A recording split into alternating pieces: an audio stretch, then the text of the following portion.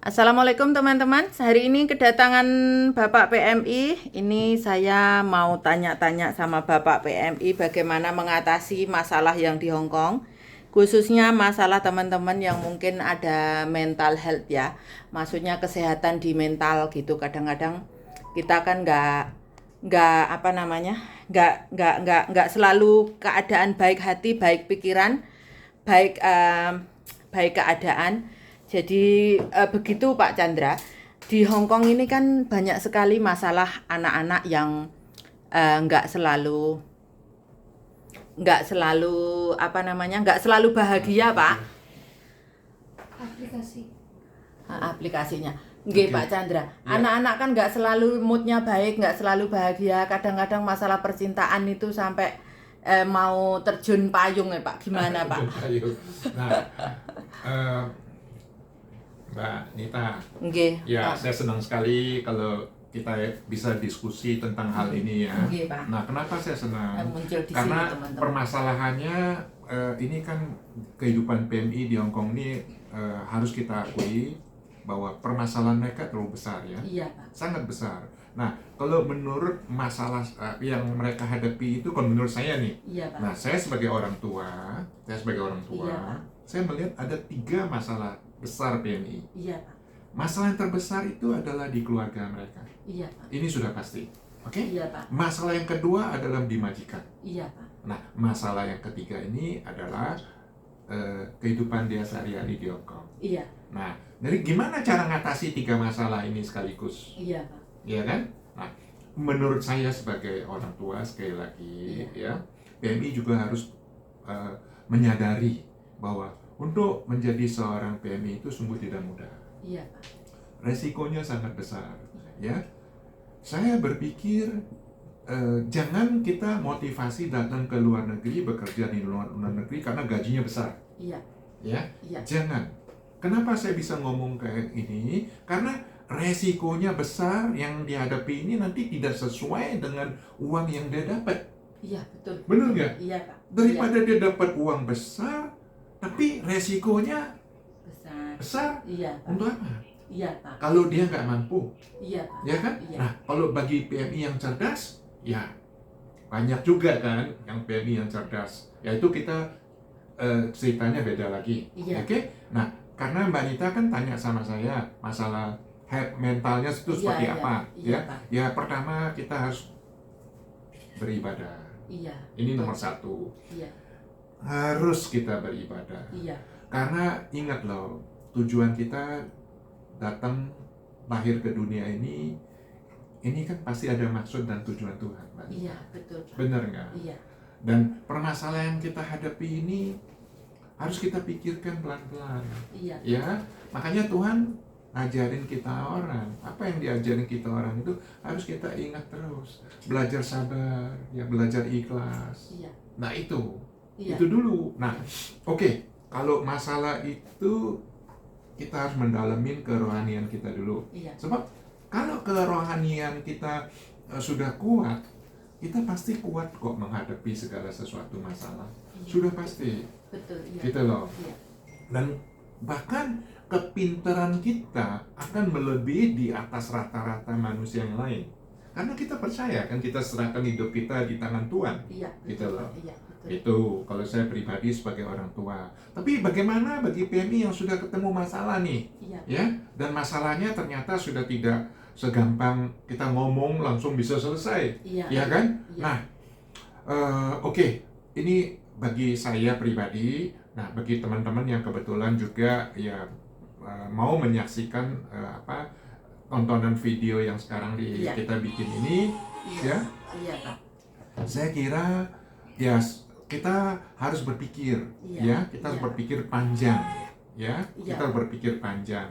Berpikir panjang di sini yang saya maksud, ya, kita jangan hidup sembarangan. Iya Pak. Iya Pak. Betul. Ini yang paling penting. Iya. Sebab kalau kita hidup sembarangan, akibatnya dampaknya akan kembali ke diri kita juga. Iya Pak. Iya Pak. Sudah pasti, gitu loh. Nggak boleh hidup sembarangan. Dan bisa juga, mungkin tadinya kita ini back-back nih. Iya Pak. Nih, back-back datang ke Hong Kong tiba-tiba bergaulannya sama orang yang nggak benar. Iya, betul Pak. Ini juga dampaknya akan mempengaruhi hidup kita. Iya, betul Pak. Ya, Iya. makanya kalau datang di Hong Kong, kerja di Hong Kong, ya harus waspada, ya, Iya. hati-hati bergaul. Iya Pak. Itu Bergaul sama orang baik akan ada manfaat kebaikannya. pasti. Iya, kadang-kadang kan mereka terjebak di suatu masalah yang sangat marak itu sekarang itu mental health-nya karena mereka terlibat utang piutang Pak. Itu juga masalah itu. Nah, itu yang masalah yang terbesar pribadi. justru di situ. Iya, Nah, Pak. kalau saya pribadi, sekarang mereka datang tujuannya datang ke Hong Kong dengan mendapat iming-iming, bukan iming-iming ya, maksudnya karena memang yang jelas lebih besar gajinya dibandingkan mereka kerja di Indonesia, Iya. udah pasti Iya. kan itu, makanya mau datang ke Hong Kong, ya kan? Nah, permasalahannya gaji besar, tapi masih punya utang yang nggak ada gunanya. Ya itu yang banyak jadi masalah sampai banyak debt collector naik ke rumah majikan. Oh, sampai kayak begitu Iya, ya? Pak, Aduh, sampai ngeri loh. digoreng cumi sama majikan karena utang piutang. Itu jarang saya bahas karena menurut saya itu aib dari anak-anak saya. Berhubung hari ini ketemu Bapak, jadi saya bahas banyak sekali masalah Iya. masalah keuangan lah Pak. Iya.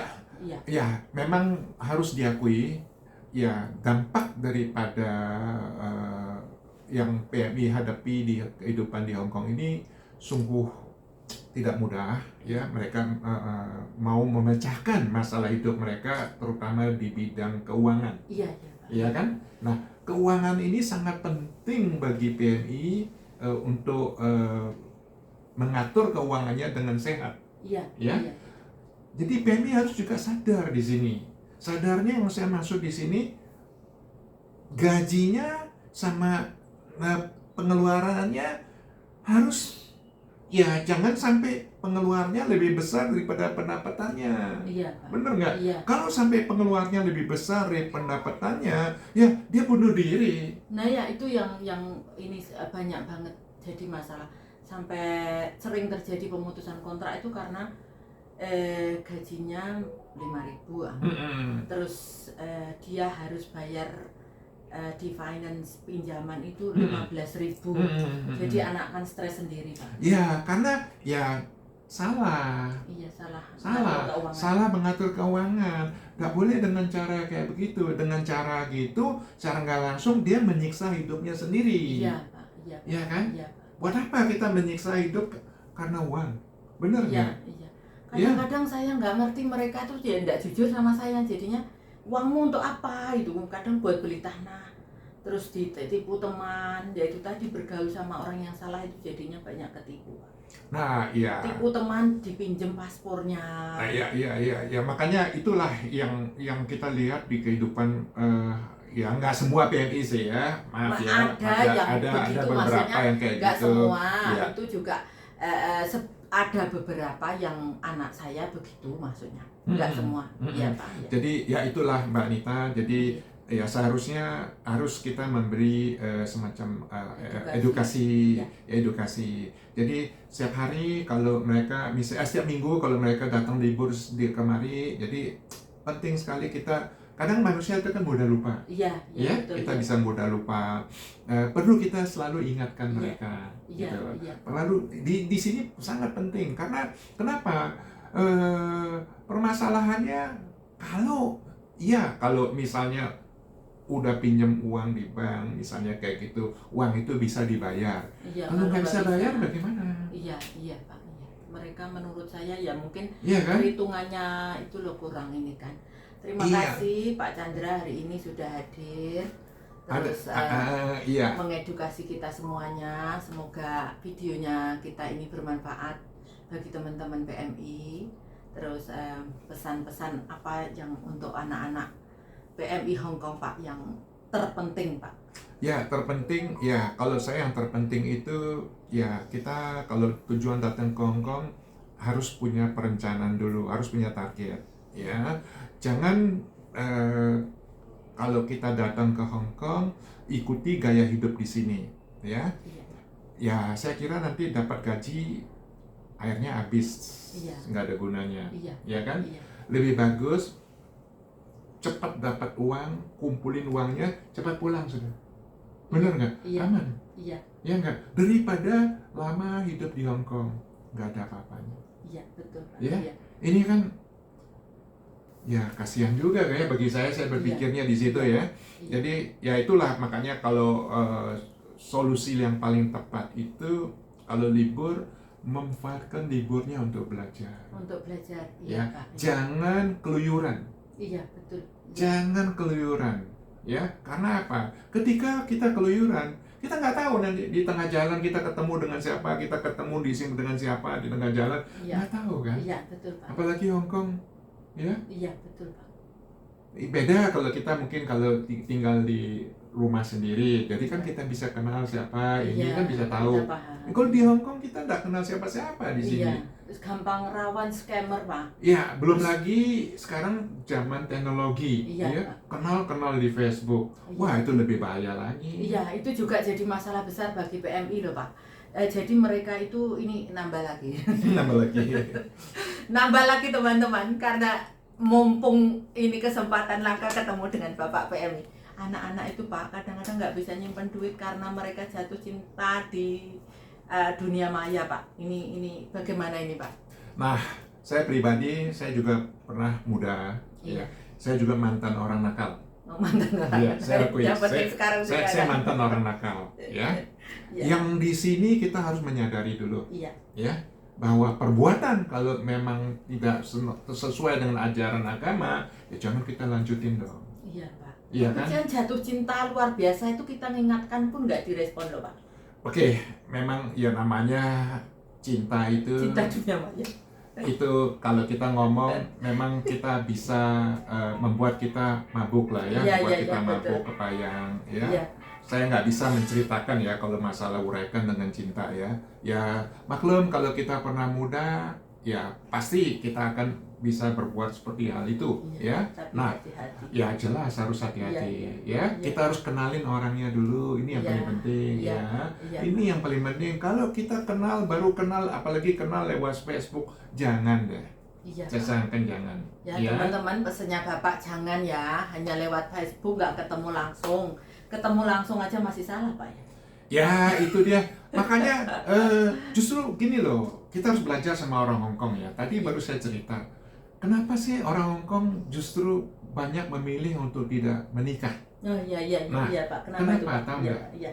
Karena mereka tahu nggak mudah ketika mereka menikah, membina satu rumah tangga itu sangat tidak mudah. Iya. Belum lagi biayanya. Iya. Belum lagi nanti kalau punya anak. Iya Pak. Ya, dan orang Hong Kong itu mereka itu kan cerdas. Iya. Mereka berpikir panjang gitu Iya, loh. iya, Pak. Jadi banyak sekali orang Hong Kong maupun orang Jepang, terutama milenial sekarang nih, mereka pilih untuk tidak menikah. Oh, iya. Apalagi kalau hidupnya mereka itu, maaf ya, Iya. ekonomi mereka pas-pasan. Iya, Ya, iya. bagaimana mereka mampu Iya Iya kan? betul. Iya.